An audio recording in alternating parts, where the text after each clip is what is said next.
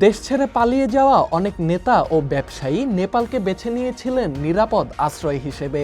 তারা মনে করেছিলেন ঢাকার ক্ষমতার ভাটা নেপালের বাজারে গিয়ে নতুন করে পূরণ করা সম্ভব। কাঠমান্ডু ও আশপাশের এলাকায় তাই দ্রুত গড়ে ওঠে তাদের অঘোষিত বিনিয়োগ সাম্রাজ্য। কিন্তু সেখানে গিয়েও ভাগ্যের পরিবর্তন হলো না। রাজনৈতিক অস্থিরতা আর সরকার পরিবর্তনের ঝড়ে তাদের কোটি কোটি টাকার বিনিয়োগ এখন গভীর সংকটে। ঢাকায় ছাত্র জনতার আন্দোলনের মুখে যখন আওয়ামী লীগ ক্ষমতাচ্যুত হলো, সেই আন্দোলনের প্রতিধ্বনি শোনা গেল কাঠমান্ডুতেও। নেপালের তরুণ সমাজ দুর্নীতি ও বৈষম্যের বিরুদ্ধে রাস্তায় নামলো। ক্রমেই সেই আন্দোলন নেপাল সরকারকে পতনের দিকে ঠেলে দিল। অর্থাৎ যারা ঢাকায় ক্ষমতা হারালেন, তারাই কাঠমান্ডুতে একই দৃশ্যের সাক্ষী হলেন।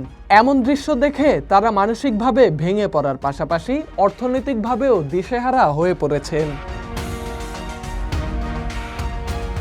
নেপালে আশ্রয় নেয়া আওয়ামী লীগ নেতা ও ব্যবসায়ীরা মূলত পর্যটন, real estate, hotel, resort, shopping mall, ছোট কারখানা ও ঔষধের ব্যবসায় বিনিয়োগ করেছিলেন। নেপালের সাবেক প্রধানমন্ত্রী কেপি শর্মা আর সরকারের কয়েকজন প্রভাবশালী মন্ত্রী ও আমলাকে পাশে পেয়ে তারা বিপুল অঙ্কের অর্থ ঢালেন।